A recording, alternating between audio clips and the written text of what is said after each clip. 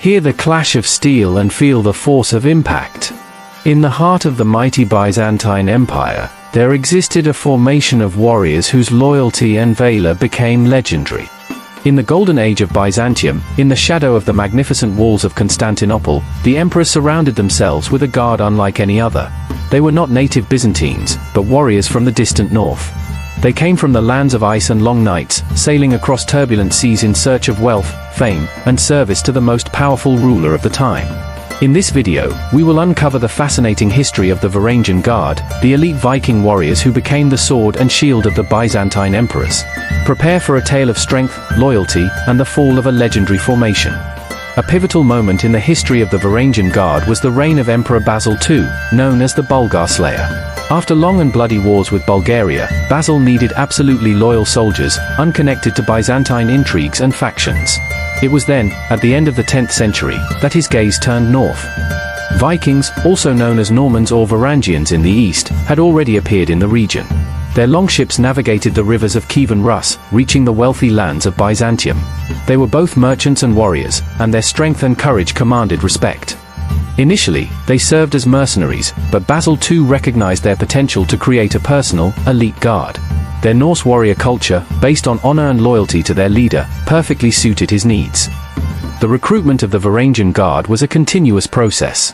New warriors arrived from various parts of Scandinavia, and later also from England after the Norman conquest in 1066. The battle-hardened Anglo-Saxons, deprived of their homeland, eagerly joined the ranks of the Imperial Guard, seeking new service and opportunities. The primary task of the Varangian Guard was the personal protection of the emperor.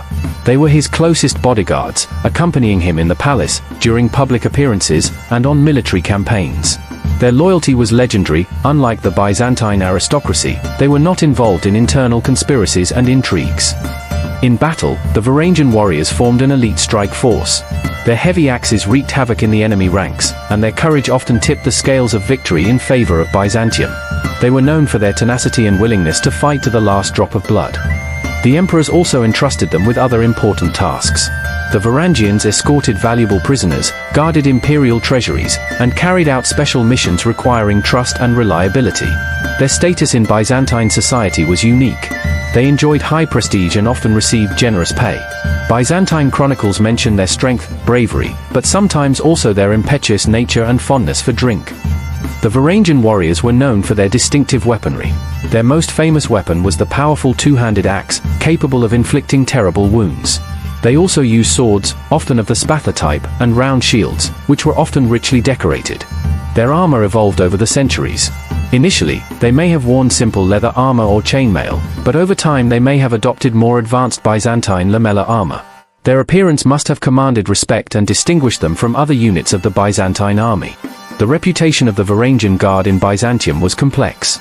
On the one hand, their loyalty and valor were valued. On the other, they were seen as barbarians, prone to drunkenness and brawls. Their Norse culture, with its strong emphasis on honor and brotherhood, differed from Byzantine etiquette. Communication between the Varangian warriors and the Byzantines must have been a challenge. They probably formed their own communities in Constantinople over time, preserving their customs and language.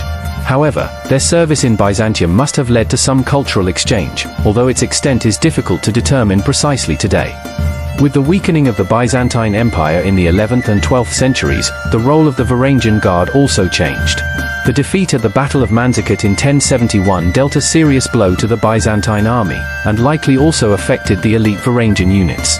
During the catastrophic Fourth Crusade and the sack of Constantinople in 1204, the Varangian Guard is mentioned as one of the last forces defending the city against the Latins. After the fall of Byzantium in 1204, traces of the Varangian Guard become increasingly rare in historical sources. They probably dispersed or assimilated with other groups. However, the memory of the Varangian Guard has endured. Vikings in the service of the Byzantine emperor have become a fascinating element of history, inspiring writers, filmmakers, and game developers. Their legend lives on today, reminding us of the extraordinary combination of Norse strength and Byzantine power. This was the story of the Varangian Guard, the Vikings who chose service under the Byzantine emperor and became a legend. Their strength, loyalty, and courage are forever etched in the annals of history.